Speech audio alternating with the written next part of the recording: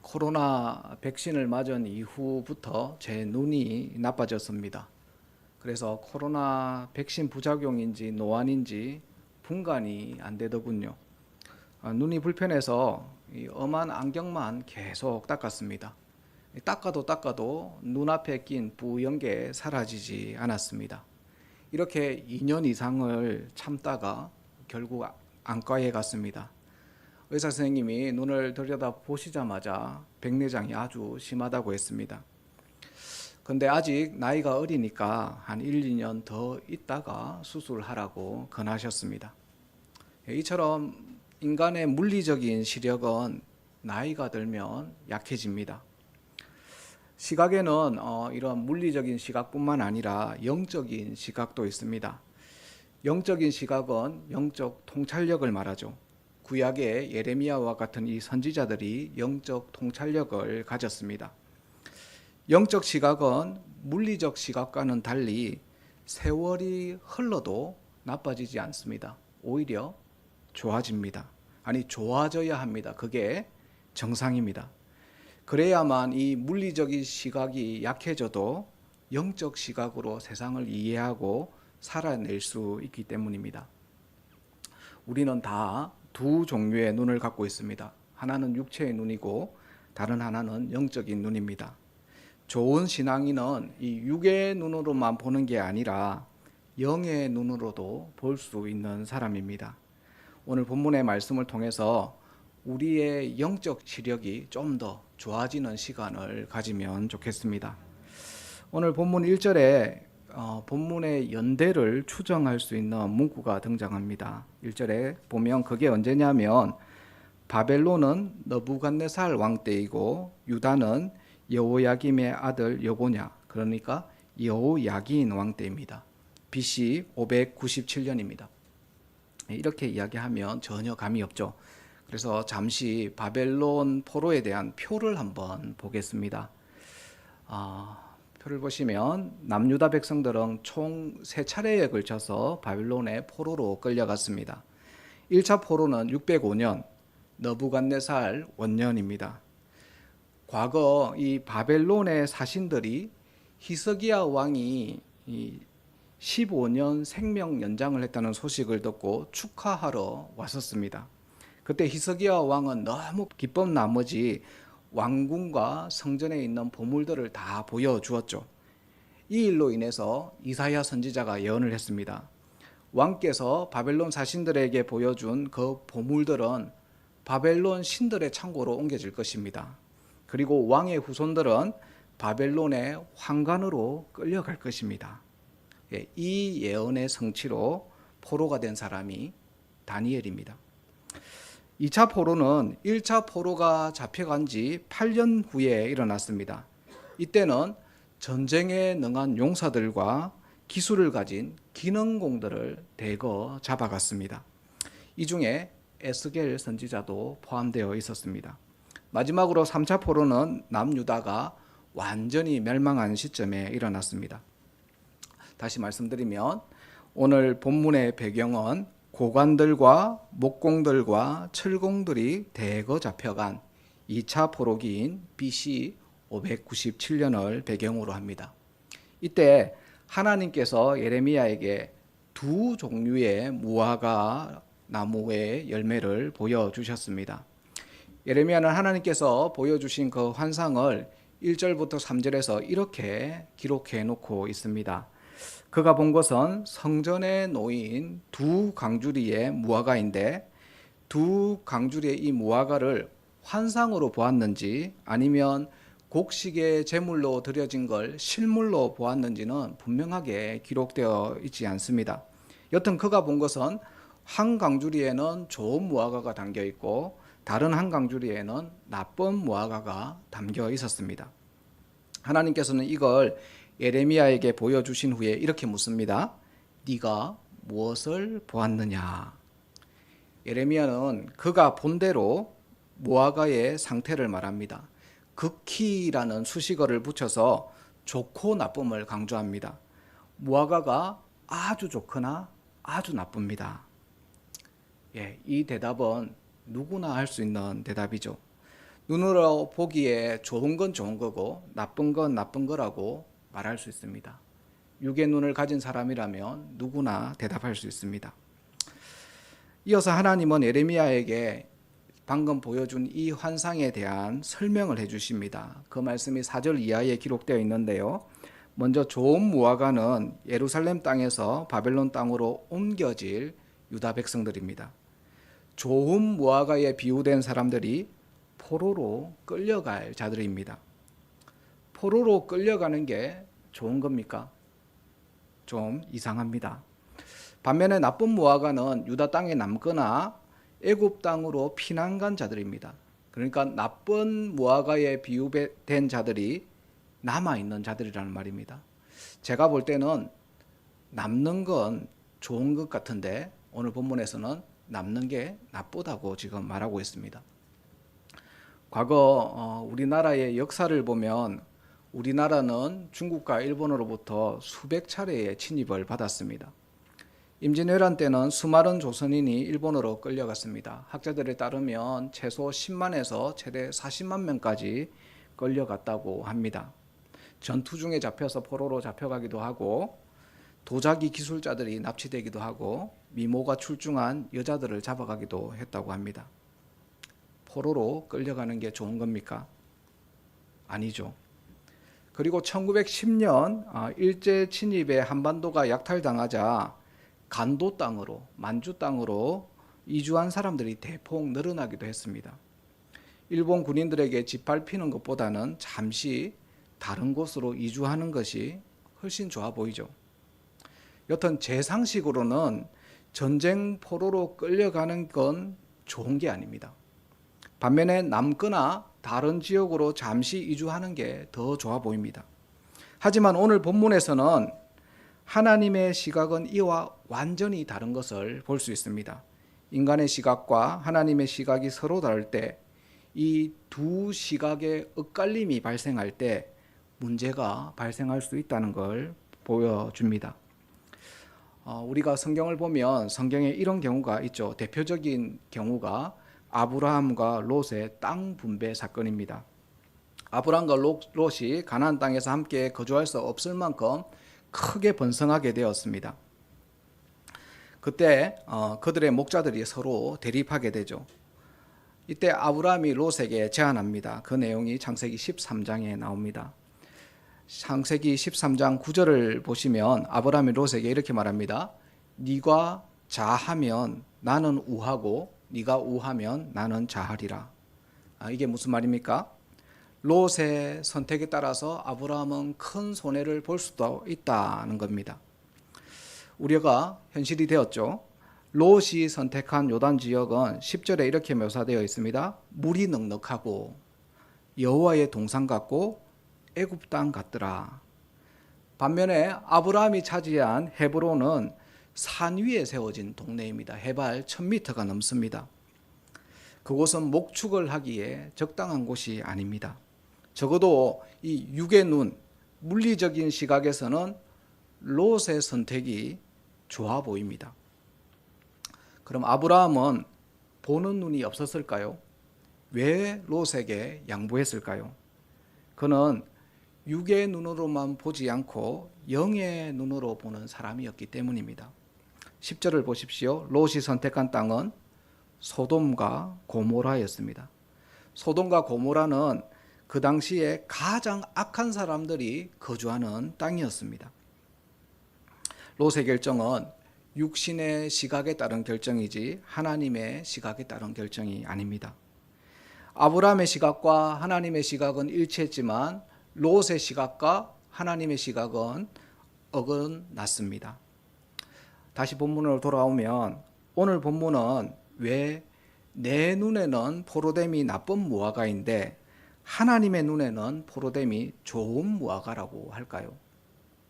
본문에서 그 이유를 알려줍니다. 그 이유는 하나님의 돌보심 때문입니다.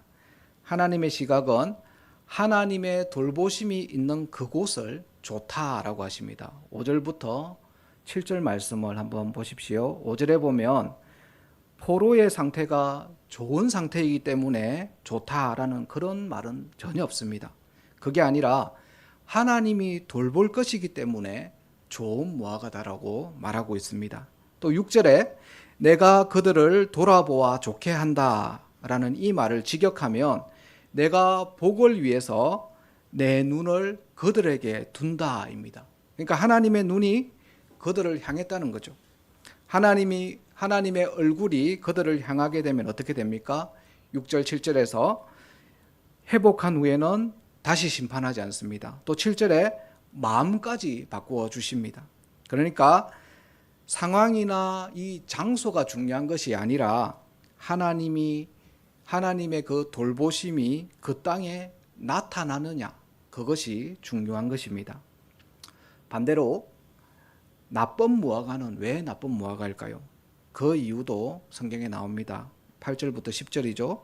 그 이유는 하나님의 버리심 때문입니다. 8절에 예루살렘에 남거나 애굽 땅으로 피난 가는 상태가 나쁜 상태이기 때문에 나쁘다고 말하지 않죠.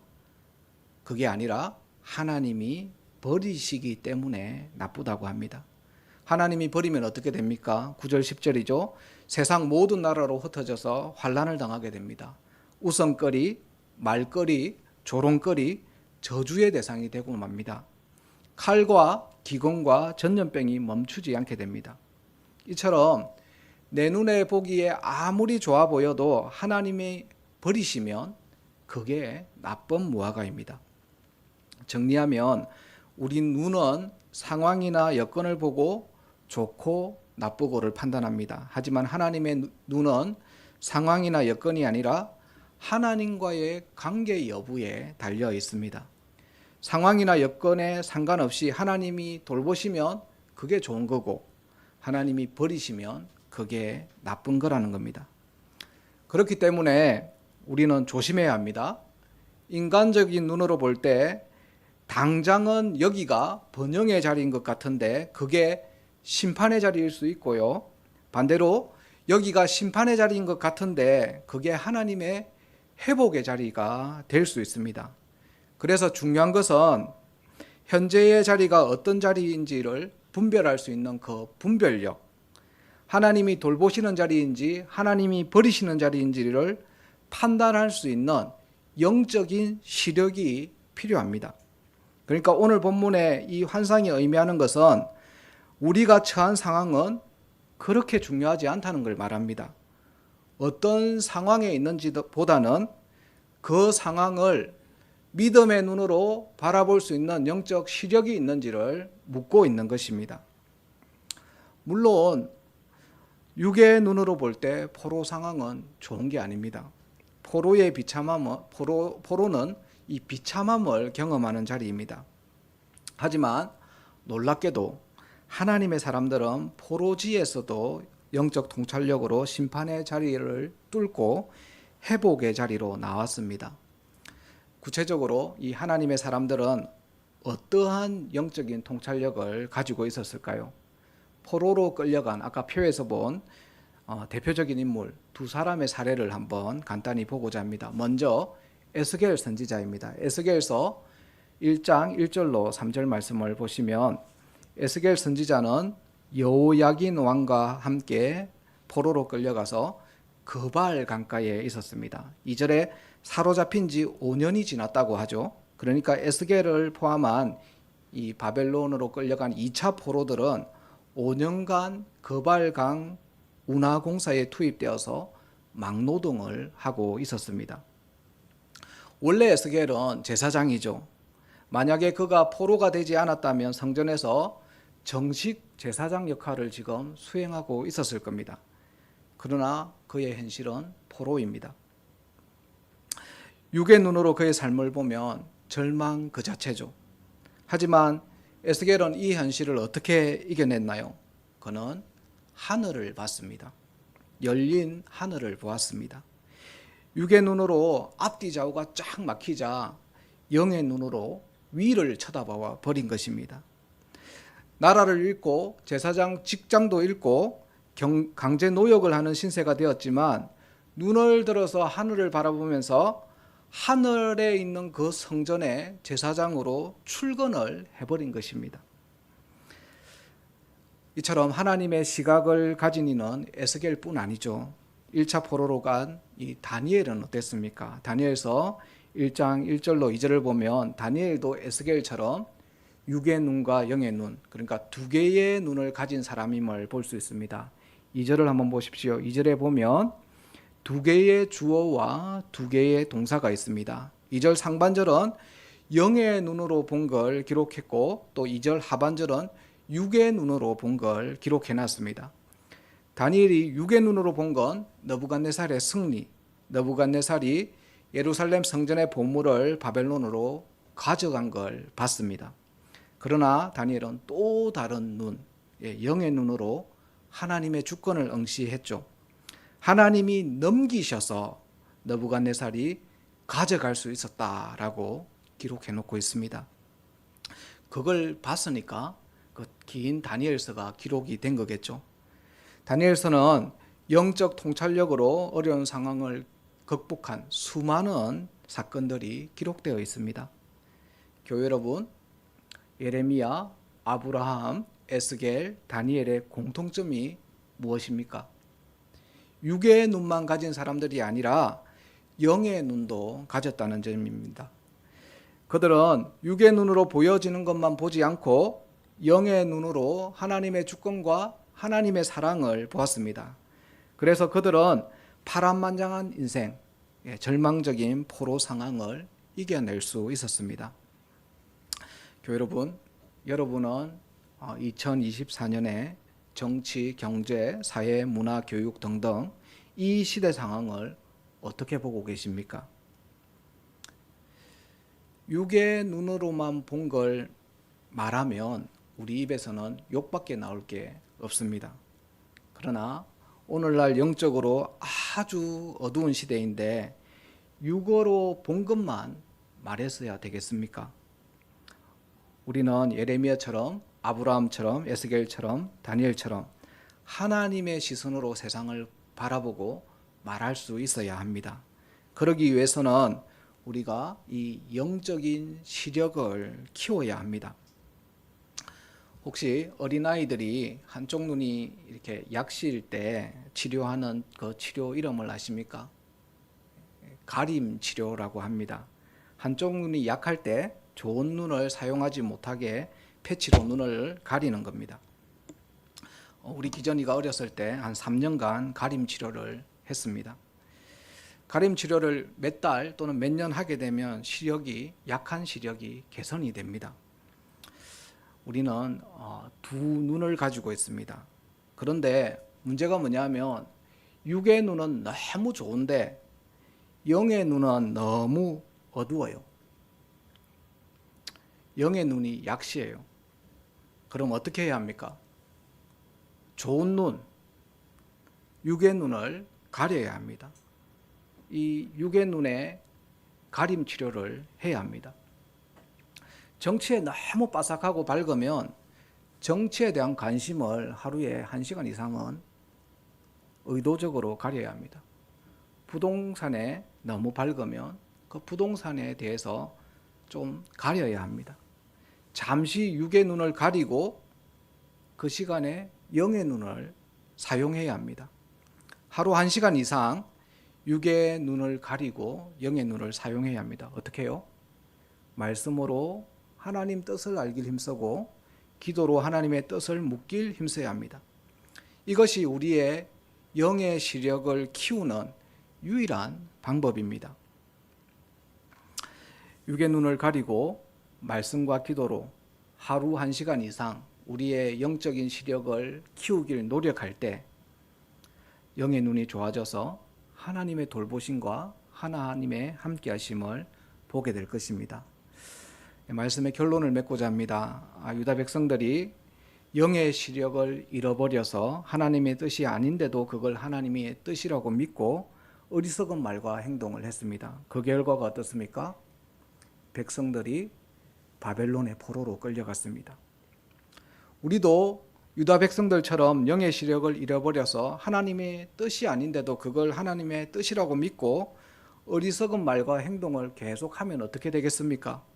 그렇게 되면 우리 가정이 망가지고 우리 교회가 분열되고 우리나라가 위태로워질 것입니다. 말씀과 기도로 이 영의 시력을 키워서 이 어두운 시대를 잘 이겨나갈 수 있는 우리 모두가 되어지길 간절히 바랍니다. 함께 우리 515장 찬양하고 기도하는 시간을 가지겠습니다.